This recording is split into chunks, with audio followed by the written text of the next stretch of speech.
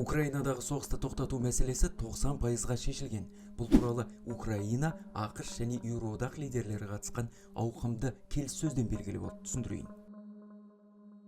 Бұл келіссөзде Украинадағы соғысты тоқтатуы мүмкін делінген бейбіт жоспар талқыланды. Қазіргі таңда АКШтың ресми дереккөздері кездесулер барысында бейбітшілікке кедергі болып тұрған мәселелердің шамамен 90%-ы шешілді деп мәлімдейді. Алайда бейбітшілік нақты қалай және ең бастысы қашан орнайды деген сұраққа әзірше жауап жоқ. Кездесудің басты тақырыбы Украинаға беріледі деген қауіпсіздік кепілдіктері болды. АКШ пен Еуропа Украинаға НАТО жарғысының 5-ші бабына ұқсас кепілдіктер беруі мүмкін жоспарды ұсынды. Бұл бап альянсқа мүше бір елге жасалған шабуыл барлығына жасалған шабуыл деп есептелетінін көздейді. Сондай-ақ еуропалық көшбасшылар АКШтың қолдауымен көпұлтты күш құру жоспары бар екенін айтты. Бұл күш Украина қарулы күштеріне әуе кеңістігінің қауіпсіздігін қамтамасыз етуге, соның ішінде Украинаның өз аумағында да көмектесуі керек. Алайда мұнда да Ресей егер де қайталама шабуыл жасайтын болса, оған Еуропаның немесе АКШтың контингенті бара ма деген сұраққа жауап әзірше жоқ. АКШ тарапы Путин бұл жоспарды қолдайды деген сенімде. Алайда бұл сенімнің қайдан туындағаны түсініксіз. Себебі бұған дейін Ресей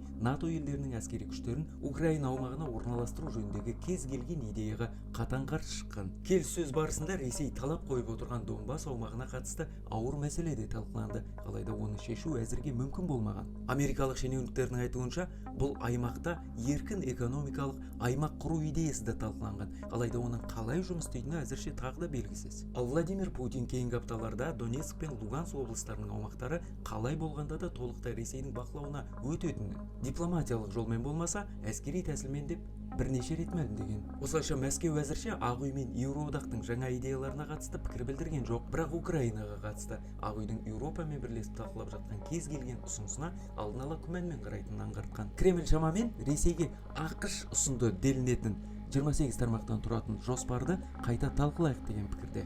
Алайда оның қазір 20 ғана тармағы қалған.